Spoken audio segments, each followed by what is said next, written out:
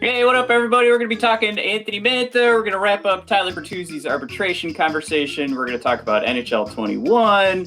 All right, and we've got, Helene St. James came out with some lineups. So let's rip those into tiny little bits. So hang on for a bit.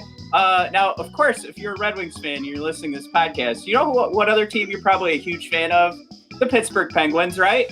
No? All right. But anyway, these boys are part of the Hockey Podcast Network. If any part of you wants to listen and hear what's going on with the boys that love Sidney Crosby, God help them. But what you want to do is head on over to Tip the Iceberg. But here they are talking about themselves. We'll be right back. We'll get the show started.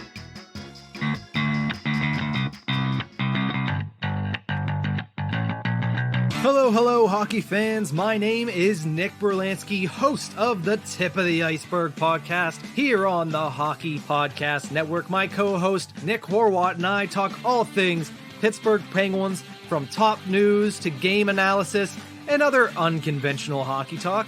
We've got you covered. A team in the playoffs or the play-in round won the first overall pick, and I wanted to throw my phone clear across this plane. Nope.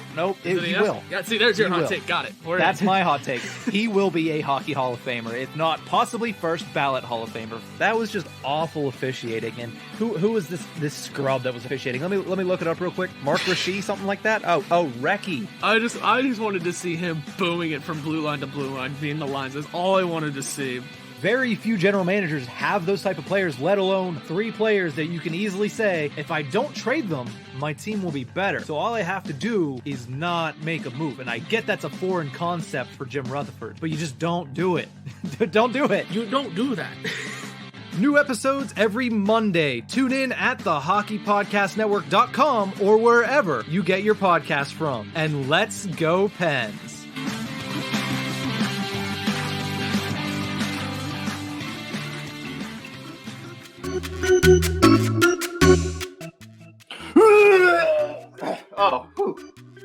Excuse me. Sorry. No, go Penguins. Uh-oh. Mike, you okay? No. Man, it's November 1st. We're 2 days away from November 3rd. Sometimes you got to go on the other side of the aisle. And, Oh, Mike. Oh, keep it together. You can do it. Oh, Jesus, here it comes. All right, he's good. All right, thanks for your patience, Red Wings fans. We know the last thing you want to do on a Sunday morning is take a look at the Pittsburgh Penguins colors and logo. Brunch. It's awful. Yeah, they are like the one team. Here's our banter, right? Not a part of the notes. They are like the one team I think the Red Wings can. I mean, we legitimately hate them, but think about the rest of the NHL. Like when we're talking to the Hockey Podcast Network and I bring up something sad about the Red Wings, like nobody feels sympathy for us because we had so much success for so long. But I feel like the Penguins are like that one team, probably Chicago too. But we can like legitimately hate them, and everybody else hates them too. Like that's the only thing I think we still have in common when it comes to like winners, because you could talk about like the Toronto Maple Leafs, but they don't win. All right, so well, I think we hold on to that grudge, even though it was 12 years ago, when my beloved Marian Hossa pulled a Judas on us and went, on the other side, but over to Chicago, right? Well, I mean, we got to play him. He was in Pittsburgh, right? We beat him in Pittsburgh. Then he loses with us. Then he heads on over to Chicago. So it was him trying to find that Stanley Cup, and he just kept making bonehead decision after bonehead decision. But then he nailed it, because then he signed a long term with Chicago and won. You got it all. He got everything he wanted. He joined our team and helped Pittsburgh win a cup. Oh, that's what you're saying. I thought He did do pretty good. We were doing though. fine. If that was part of the plan, like he's like, I'm gonna get you guys to stand. That was a hell of a season. Like if you go back and take a look at those numbers, Like you get one of those, like you get stabbed in the back, but it's not because he was behind us. It's because he gave us a hug and was holding a blade. Oh!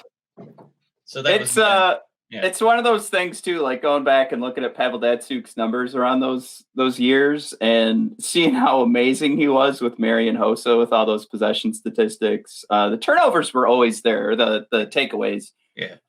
For Pavel, we should start doing a shot every time you bring up Pavel. Man, it's over.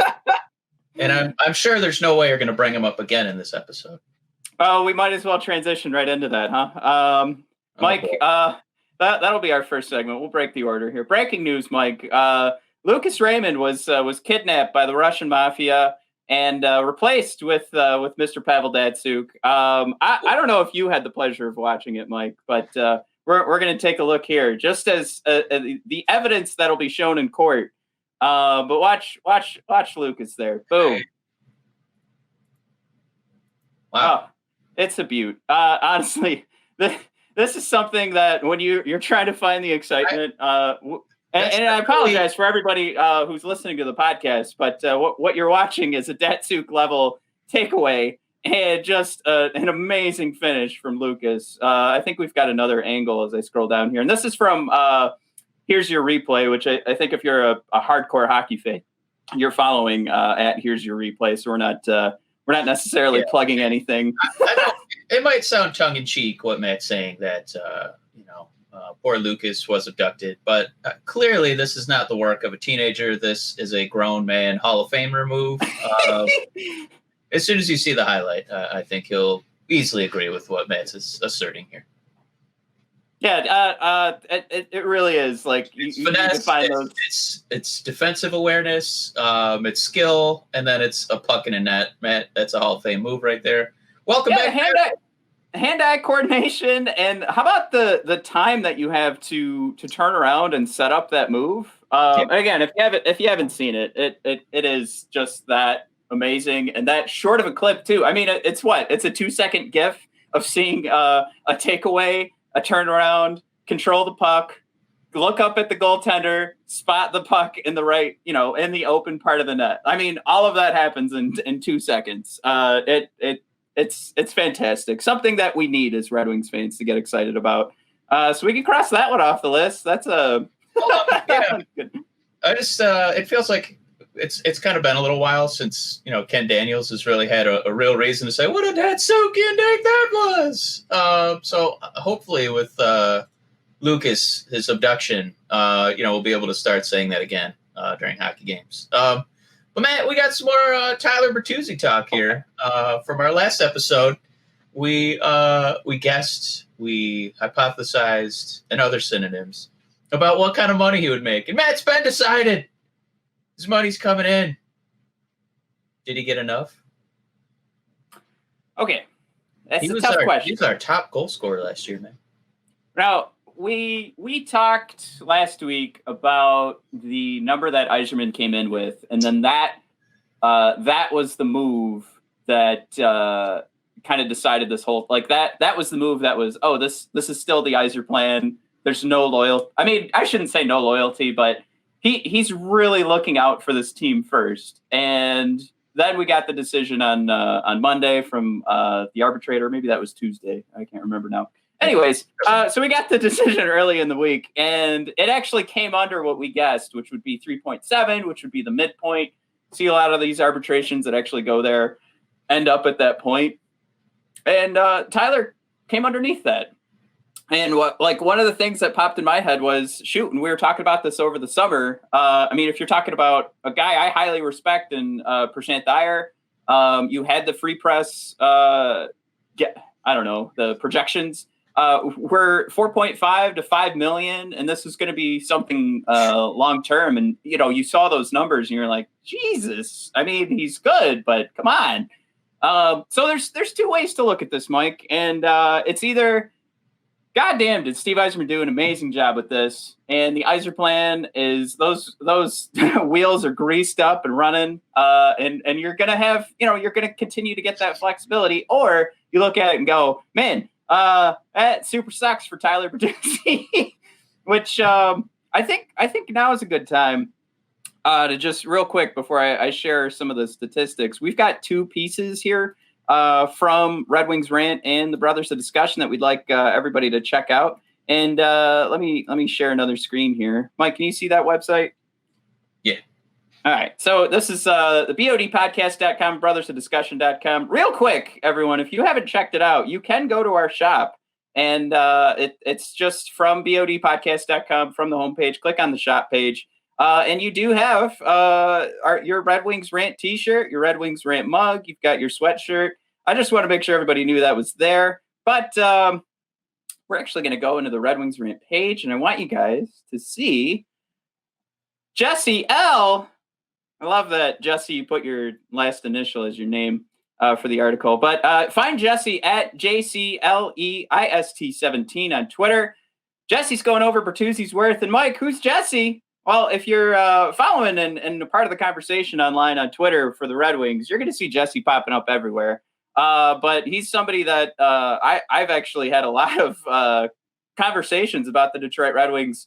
We just straight up DM and start talking. And he was happy to come aboard. And this first article, I think you absolutely have to check out. But yeah, you can go over to bodpodcast.com/Red Wings Rant. And you're going to see all of our new blogs popping up there. We actually have another one going up that'll be a link to our YouTube page with some explanation of what's going on, because it's a pretty complicated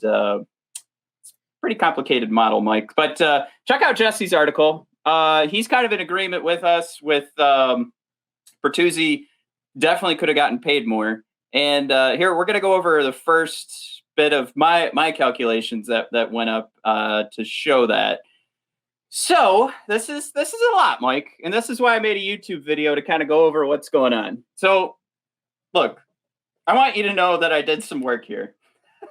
I don't want you to look at this and go, holy shit, we're about to talk all these numbers. We're going to go top to bottom. No, we're not. Ultimately, we're coming down to like some simple calculations, some simple conclusions come off of a lot of complicated calculations. But I found, a list of players that I deem to be comparable to Tyler Bertuzzi by looking at size, position, individual expected goals, and points per 60. Developed this model to take a look at what they're getting paid. We have old and new contracts mixed in, so you can take into consideration the COVID situation. You can take into consideration, expansion drafts or whatever you want, whatever's going on with these salaries, and then plug that all in to just get as many pieces as we can to figure out where Bertuzzi should have fallen. And I think this is a little bit easier to digest. It's the dollar per point. And now that line you can see, Mike, going across all of those bars, that would be the average dollar per point, the dollar spend per point for these comparable players to Tyler Bertuzzi. Now, is Tyler Bertuzzi coming in and only bringing in points? No, he brings in so much. But we are trying to figure out, like, the world of NHL analytics is still trying to figure out the best way to dissect defense. So what we're doing right now is since these guys are comparable from an expected goals perspective, and again, there's so much of this, you have to watch the entire YouTube video on the Brothers of Discussion page to make sure you don't miss anything.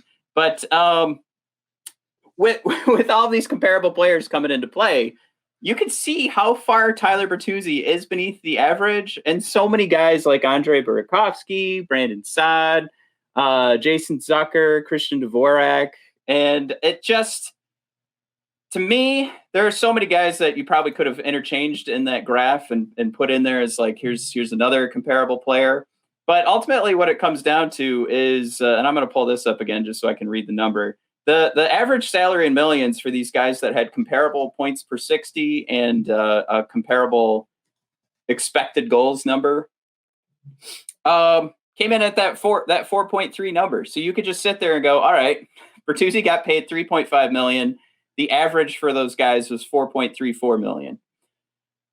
Quite a bit, I would say, to come under, especially when the middle point between the two numbers that Bertuzzi was throwing out there and Yzerman gave to Bertuzzi would have been 3.7. And of course, I just thought it would end up in that spot, and it obviously didn't. It came underneath that. My thing is, how did they not produce enough information for the arbitration to end at the midpoint? Like, I don't understand that, because that seems like the easiest thing in the world to do, is just to take those two numbers and say, you know what, Yzerman's coming in pretty low. Bertuzzi, even his own ask came under that 4.34 million of those comparable players. So again, I could have picked a player that has a smaller salary and that number changes, but that's where I just kept trying to plug in more and more players into that model to find a better average. And it's just, he really did get dogged on this one. That's my conclusion with all these numbers. Yeah, I mean, I think that's the only kind of dangerous thing here with Yzerman, because we don't have a lot of Lafrenières coming up through the pipelines. So I mean, if we can see Bertuzzi, looks like it's going to be at least for this franchise's next 4 to 5 years, somebody who's ready to like start hitting their prime here in the next year or two. Yeah, at the age of 25, you're going to start hitting it, 26, 27, 28, 29. Those are like your prime NHL years. The only thing that could maybe give you a little bit pause is if, they came in a little bit low, and then he's kind of like, wow, that's kind of where you see me. I led your garbage team in goals, and that's kind of where you value me, huh? That's the side of it that I kind of look at is, now he's definitely going to be making less than Darren Helm, and obviously we can't punish or judge Yzerman for contracts he didn't sign. But it's just if Tyler's, I'm pretty sure he has access to the internet and he can fire up the cap friendly, and to see that he's still not going to be one of the top paid forwards on this team when he's clearly one of the best forwards on the team. It's just something I think for him to think about, because this is the Red Wings. One thing they've been historically very consistent at is paying you for what you did in the past instead of what you're going to be doing in the future. So I think that this Bertuzzi contract is yet another example of them. Well, I mean, you only got like 20 goals. Yeah, but I'm 25. I'm going to be hitting my prime here. These are my years. I'm going to be doing it, baby. We're going to give you 3.5. Do you think that could be one of the? Are we going to see a transition at some point with these players where, like, Mantha? Let's say Mantha does get another short-term contract, or Bertuzzi, maybe he's another All-Star for this upcoming season. Whether or not it's just he actually plays in an All-Star game, or he's just called an All-Star. But if that happens again, is with all these players talking to Steve Yzerman, like we go back to the free agency period. And they kept saying, I'm here because of Steve Yzerman. Like, I trust what this guy says. Is part of the conversation Steve is having with these guys, like, look, I don't see it, or I haven't seen enough, but I'm willing to pay you if you can prove yourself. And are we gonna see the contracts that start to hurt us if we find that success? Like, Steve, we have nothing. There's nothing for us to go by so far with the Red Wings to say that there's like a precedent for us to point to. But maybe to your point of there being an issue of not paying the guys that have had some success, or at least paying them up to this par that statistically proved that there was room for Bertuzzi to get paid more. Yeah. If they don't see that contract in the future, where you're making the point right now, could be at the point where they've passed their prime and they start that decline, are we going to be paying guys more at that point? Or is Yzerman going to set the precedent of like, no, man, I wasn't going to pay you before. I'm certainly not going to pay you now. So like if I'm playing NHL 21, that's how I handle it. But we've also got all these guys coming in through free agency saying, I trust the words that Yzerman was throwing to me. So I know, we're getting outside of numbers. We're getting outside of like that hardcore analysis of like what's going on the ice. And we're stepping into like psychology and philosophy and what's going on behind the eyes of Yzerman. So that big old brain of his. What do you, I don't know. Can we even answer that? Or is this just us going, all right, we have to keep track of this because at some point somebody has to get paid on this team. And yeah, that might be the other piece of this too, is, the Red Wings cap situation is so wide open right now. Not just for the future, but like for today, with that signing, it's basically, what are we left with? We got to sign Mantha. And, maybe I guess Timashov, that's not going to be a huge deal. So even if you gave Mantha $15 million, you'd still have almost a minimum to sign somebody else. So it just kind of feels like right up to the max, right? Let's give him an NBA level super max. Give him... Here's a fun game. I know we're gonna jump into be the GM later. What if you told Anthony Mantha, like, I'm gonna give you 1 year, we're gonna extend the cap, you're gonna get everything that's left. Just trust me. Like, we're gonna pay. Well, you know what? Why don't NHL teams do that? Why don't you say to Mantha, I'm gonna give you a 1 year contract for $15 million, but you have to promise as we move forward and we start to build this team, you're going to sign for $1 million a year.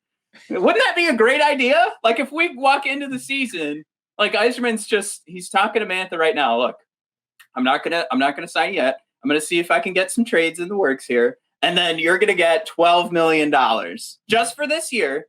But I want you to handshake agreement right now. When we move forward, you're going to be at a much more reasonable salary, and we can build this team into a Stanley Cup champion. Why isn't that a thing?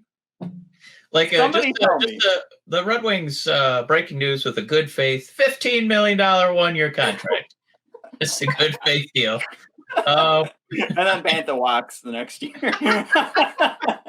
He sits out the season. Right. That quad's really aching me, Coach. Oh. That'd be another scratch tonight. Honestly, I feel like a genius right now. Somebody comment and tell me why that wouldn't work. But I think that deal works for me. I think it's part of this is that it's the Red Wings right now. If we're like Tampa, you're biting your fingernails off trying to figure out how you still fit all these guys on one team without having to get rid of a single person. And you're like, fuck, we lost an arbitration. We did 3-5 instead of 3-4. Now we got to trade Stamkos. But the Red Wings, like, whatever, man. We got tons of space. Whatever. You just put a number out there, Anthony. We'll see. Could you imagine, like, all the hell that would break loose, too? Like, if this really was, like, Yzerman playing chess and everybody else is playing checkers. So he makes that move, not just to help out the Red Wings moving forward. Again, I know we're being silly, but this is such a great idea. But he also does it to like set the standard contract for forwards. So other guys that are going to be looking for money are going to be like, Anthony Mantha got paid $15 million, but like in-house, Yzerman's going to be like, we know what's going on. We're not paying anybody $15 million again. But the rest of the league is like, oh shit, Anthony Mantha got paid $15 million. I got to shell out for my, my lower elite top line forward. It's kind of like remember beloved Ben Wallace on the Pistons, and the Pistons let him walk because he wanted 4 years, $60 million. And he was already like 32, 33. He only played one side of the ball. Started getting injured, and then all of a sudden all these players are like, you know what, Ben Wallace, I want that Ben Wallace money. So I think, if we could set a precedent where it's like, you know what, I want that Mantha money, and then we kind of reset the landscape completely, and then everybody's kind of going to the negotiation table. I want one of those 1 year, $15 million max deals. Give me one of those. Suddenly, all these opportunities come Yzerman's way as teams have to start dumping off superstars to enjoy the 1-year luxury life of being a Detroit Red Wing. Might be really fun. We'll just have a 1-year hired assassins. The greatest players in the league will come here and get 1-year, $15 million deals. I love this plan. I think I hope Yzerman's listening right now because we're going to be a hell of a lot better moving forward if we can get this to work. The Red Wings completely reset the market for the next 50 years of National Hockey League management. They can reset every sport that has this, I mean, change football and change basketball forever. Just 1-year contracts where these guys get paid and then handshake deals moving forward. All right. I think we'll wrap up the Bertuzzi conversation by saying, it does work out fantastically for the Red Wings right now. I think we've brought up some questions as to like eventually, if these conversations are, if you play well, you're going to get paid. You can't just keep tricking Bertuzzi into like, all right, you still haven't proved yourself. And he's like, I got 80 points this year. What are you talking about? So eventually somebody's going to get paid. That's where the trouble could come into play. But I think right now, Mike, if you and I had to sit here and play the game of like, do we think that's going to happen? No. So I think we're okay. So ultimately, Yzerman did the move that we would have. I think I'll sum it up this way. I think we all kind of have this idea of what Bertuzzi is, and Yzerman gave him the contract that makes sense for what that player is, because we know he's not the game changer elite guy. He definitely serves a fantastic purpose on a team. But you know what? We've talked about it ourselves. Like you're also paying a guy for the value he's bringing, like selling jerseys and stuff. So that 3.5 is great for the Red Wings. Just, kind of sucks for the twos. All right. Our first thing that we skipped, Mike, I just wanted to bring up, maybe get a hot take. But there it is. Mike, if there was a captain of the Russian Five who celebrated their anniversary of hitting the ice for the first time this past week, I asked Hockey Twitter, I asked the Hockey Podcast Network, and we got a huge result for the winner, pretty much 90%, and then not so much for everybody else. Mike, you want to put in your guess as to who would be the captain of the Russian Five if there was a captain? So let's say individual 5-guy lines needed a captain. I know it's crazy. I'm a little concerned because I know there's a lot of Red Wings faithful who are very butthurt about Sergei Fedorov wanting to make that dollar bill. But he's a Hall of Famer. There, I said it. So I'm going to pick him as my captain because I'm going to pick the best players who lead by example and put pucks in nets. If you want to do a PR move and put Konstantinov or Fatizov in there, be my guest. Larionov, I don't know if he contributed enough to be my captain. I'm going to say I would have picked Sergei, but I have a feeling the people picked Larionov. They absolutely did. They picked Larionov. I knew it. God. That was my pick too. I kind of put it in there, and I wish that I had flipped up and done Larionov as the retweet, because then then you get more coverage. Do Larionov as the retweet, because I thought, I thought I would play the Red Wings Twitter fans into the whole retire 91 side of things, and maybe they'd retweet Fedorov just to get him more accolades. But that didn't work. All right, Igor gets the win. LeBron James taught us nothing. Make that money, son. Make that money. It doesn't matter. He was scoring goals for you like he wanted to make that money. So thank you, Sergei, for getting pucks in the net. Larionov, you only got assists because you had Sergei on your line. Sorry, I said it. All right, he wasn't dinging him off Fatizov's stick. Come on, let's be real, people. Well, there's 2 ways to increase your wallet, right? You got to make that money. You got to be Sergei Fedorov, or you can save money by using the promo code. Use the promo code THPN at manscape.com to get your Lawnmower 3.0. That's right. We're here to talk about the Lawnmower 3.0 again. Mike, that thing now has a very nice spot in Matt's bathroom. Some easy access, I think, is the best way to put it. I now that I've started, I can't stop. It's almost like an addiction. I like the result is a clean finish, right? But you also like what it does for you from I don't know if I want to say ego, maybe just confidence wise. I'm definitely not in the realm of ego yet. It's not that great, but confidence wise, you kind of like what happens there. So now I am addicted to using the Lawnmower 3.0. I like how I'm dancing around what's actually going on. Which side are you coming from then? If you're not at the ego, are you more of the super ego, or are you still id like, oh, dick now bald? Where are you coming from over there? It looks grander. Is the idea here? Super ego it is. I'm coming from the id side, so we got it sandwiched there for. There you go, you Hitchcock fans out there with Halloween just recently ended. So if you want to look more grand, head on over to manscape.com and you can use promo code THPN to get 20% off and free shipping for your Lawnmower 3.0 package. Mike, the thing's got the 7,000 RPM motor. Like I said, you're avoiding those nicks and scrapes as well on your cojones. So I mean, it's a win-win-win-win for you and your cojones. So that's manscape.com, promo code THPN. All right.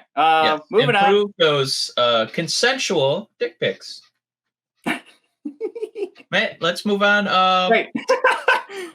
Where are we? Oh boy. This is all right. Oh yeah. Well, we got two items left. One is some rumblings and grumblings about NHL 21.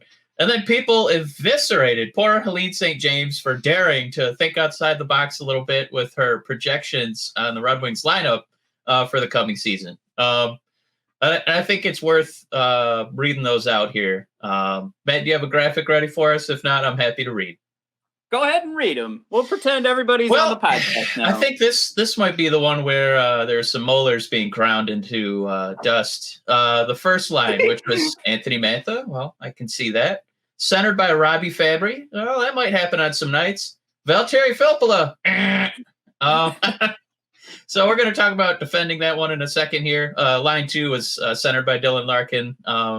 Left and right wings, you had Bobby Ryan in the twos. The new $3.5 million man. Line number 3, Domestikov. Philip Zadina and Glenn Dunning bringing up the wings on that one. And then on the fourth line, there's a lot of hot potatoing here. She wrote in 4 people, so I don't know how that's going to work. That's like, Mighty Ducks 2 movie. But we had our boy Earn that money.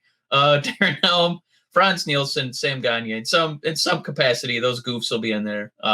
Maybe Svechnikov will kind of squeak in. And then we had the defensive pairings, Matt. Do you want to wait for those? And let's handle the forwards first. Oh, it's Mark Stahl, Philip Hronek, Patrick Nemeth, and Troy Stetcher, Danny DeKaiser, and John Merrill. And then our backstoppers, Jonathan Bernier, where if you ask around the NHL, a lot of people are putting Grice as the starting goaltender. No. I'm not benching the MVP of the Red Wings 2020 season. There's no way I'm doing that. Those people are bananas. But Matt, let's kind of get into the first line here. This is the one where people are like, oh, blah, blah, blah, blah, blah. So Mantha, no question. Fabry and then Filppula. What was? Here's my hot take. Yeah, where does that come from? Helene, I really hope she'll come on the podcast one day. But what this reads to me is that she's looking at this like if you were playing with the 2002 Red Wings, right? If you had some guy that wasn't performing up to standard, like what you needed, you could just move around players. I mean, you've got Brett Hull, Sergei Fedorov, Luc Robitaille. You could slot almost any successful player on that team into any one of those lines and help elevate that line.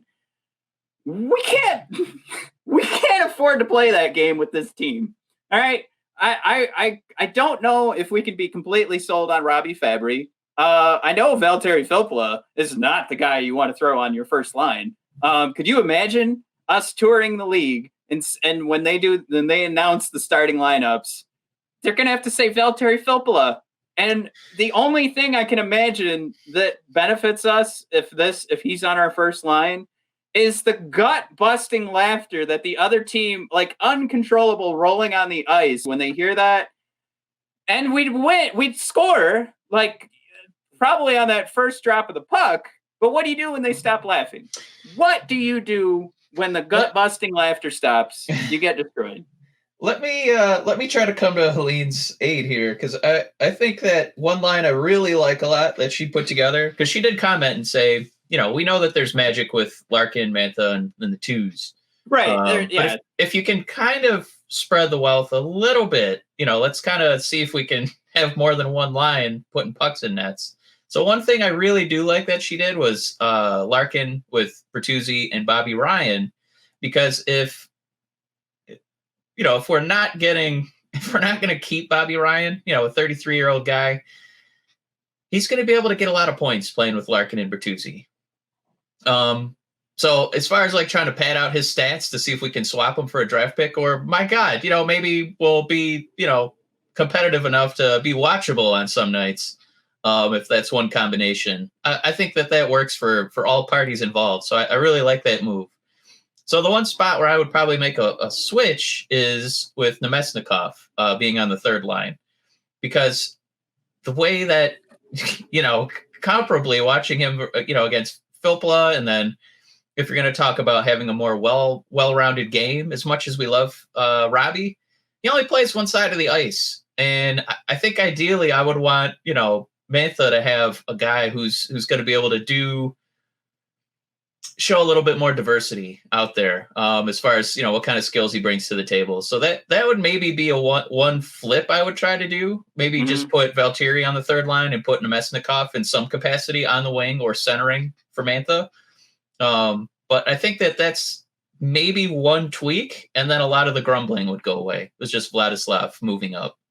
Yeah, that's a great point. I love that, because when Namestnikov first got picked up, we put out our video on our YouTube page of taking a look at his stats, and he ends up being number 2 on a lot of our like advanced metrics, the advanced analytics for tracking the shots on ice, tracking possession, expected goals. If you're tracking from the defensive side, he ends up being one of the top forwards in hits delivered. And he, it's one of those things positionally, like he ends up not being number 1 for everything, but he's doing such a great job on both ends of the ice that he's elevating himself and whatever line he's on, because he is that. I don't want to use grinder, because I think he's more than that, and that's why I was so excited when we did pick him up. But I love what you're saying, and switching the Fabry and Namestnikov. I think that makes a lot of sense. You might even switch Filppula for Namestnikov and just put Namestnikov at center. I think that makes a lot of sense. But I know Steve said he does want to put Fabry at center, so a lot of people, when they're putting their line projections, are like, all right, Fabry center. But Either way, I like that switch. Whoever you're taking out on that first line. Yeah, I mean, I would put Namestnikov in for Filppula, if only because I want somebody to offset what Robbie thinks is defense. So if we have a kind of a more defensive forward, we have a offensive-minded forward, and then you have Mantha, who's just a beast, I think that's going to be a pretty formidable line. I like what they can, kind of triangulate together on the ice. So I think that would really make the top 2 lines, respectable, where it's, not a historically awful NHL, team. Mike, I'm going to say this. My hot take on your hot take, that is your best hot take since the show has started. I've never been more proud to call you my podcast partner here on Red Wings Rant. But Mike, we've got more hot takes, because you said we only had 2 segments left, but you forgot our brand new segment of Be the GM.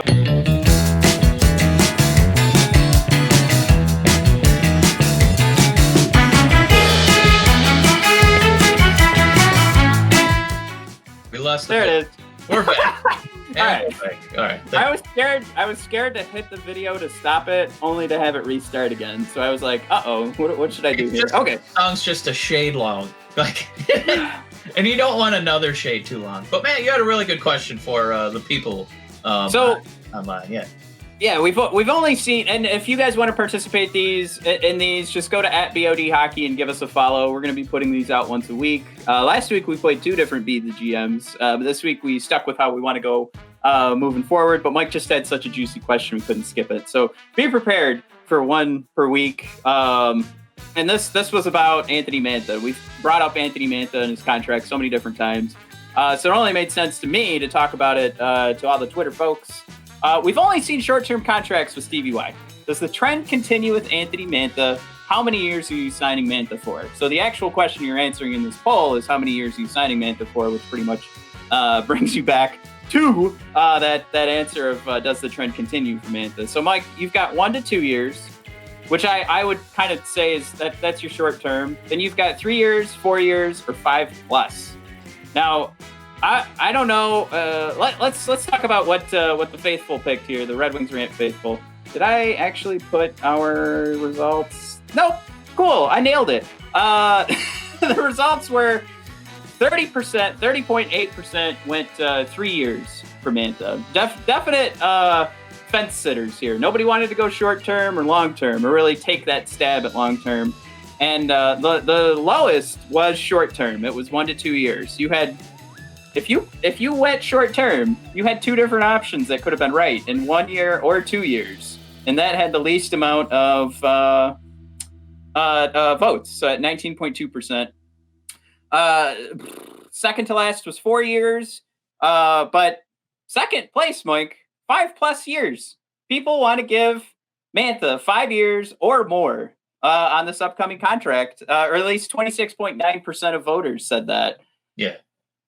Well, I mean, 80% of people want him around for the long term.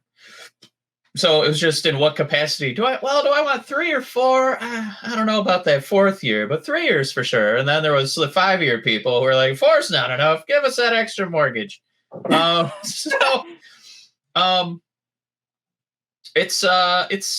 This is an interesting one. I think Mantha's case is the most fascinating development as we look at Steve and judge him as a general manager, because we have 2 very important items on Mantha's resume. 1, when he's out there and he's playing, the Red Wings are an electric team that has a lot of pucks going in nets.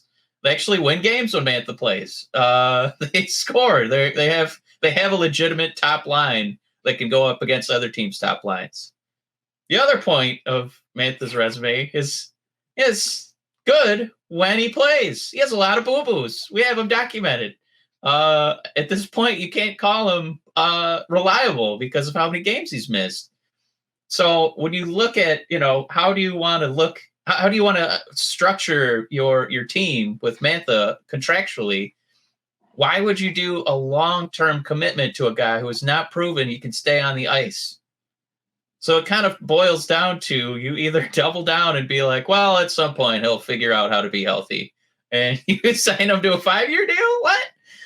Or you kind of be like, you got to prove that you're going to be on our team. So we have to responsibly only give you 1 to 2 years. So that's kind of where I would see the seesaw at. Which philosophy do you want to responsibly wait for this guy to prove he can stay on the ice? Or do you look at the production in a small sample size, be like, God damn, we cannot let this guy, leave us, should his body cooperate, with the mind. Well, Mike, you know what you do? You do a 4-year deal. 1 year, $15 million. No, I honestly, I can't wait to make that our ad for this episode, because people are going to get so angry. They don't do real hockey talk on Red Wings Rant. Oh wait, no, that's our new ad. Me saying that. So I also was a fence sitter, so that's why I brought that up. And I said there's a lot of fence sitters here on the 3 years, because you didn't want to necessarily commit too long. You didn't want to do too short and make Anthony Mantha angry. So I went 3 years too. So I was going to make fun of myself.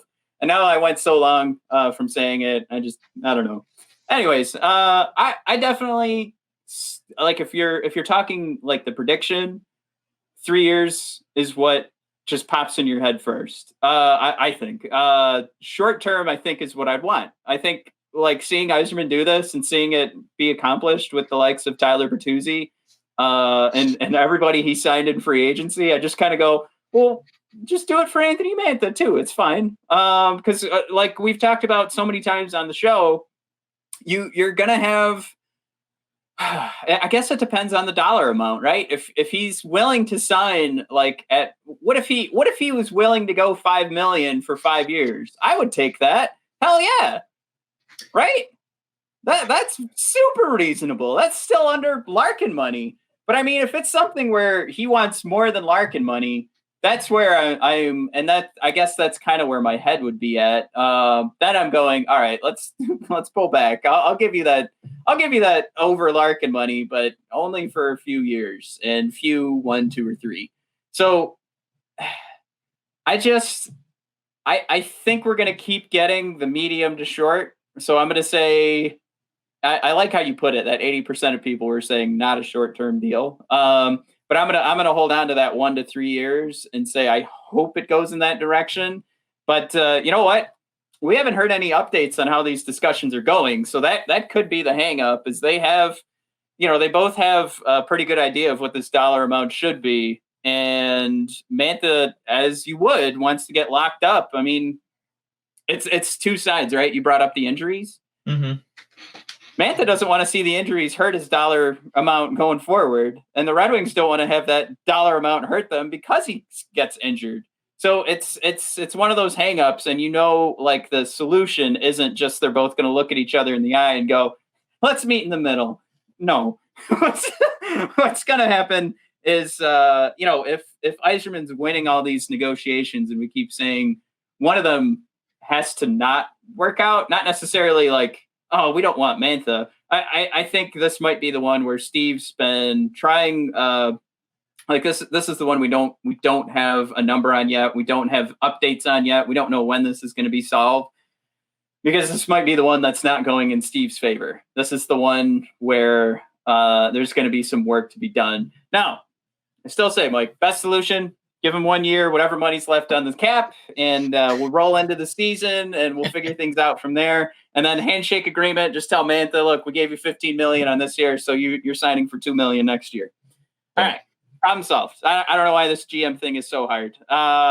Mike, should we punt the NHL 21 to next week? We're at 48 minutes here. Yeah, I don't think anybody's gonna miss it. Let me get some video too. So next week we'll talk NHL 21. And apparently there's a patch I missed. So I need to get the patch and then play it. We'll take a look. We've got. I'll bring you guys my takes on Be a GM or Be a Pro, which I'm a huge fan of. I got to jump into and get my franchise going, because that's my Mike. That I put that as my that's like reading a book, like a good book to help yourself fall asleep. That's what I do to fall asleep. Like when I'm my most addicted to a sport game, it's franchise mode, and then I go to bed. But yeah, we'll proposing trades. Yeah, my favorite thing in the world. Yeah. But we'll get into that next week, because we are running pretty long here. We thought we'd go 20 minutes. All right, everybody. Thank you for tuning in. NHL 21 coming up next week. We'll probably have a pretty lengthy conversation about that, and we'll show you guys some highlights. I figured out how to get all my Mike has seen it. I've been sharing our Call of Duty Warzone wins. It's pretty boring. It's me sitting in a house for 15 minutes, and then I run out of the house and win the Warzone. So it won't be that boring for NHL 21. And then, hey, maybe we'll get a Manthas signing in the next week, and we can talk about that immediately after we close this episode out. Yes, probably. But we'll still get all those hits on YouTube, because our title of the episode is Anthony Mantha in it. All right, everybody. Thanks for tuning in. Everybody have a great rest of the Sunday. I was going to say weekend, almost done. All right, bye.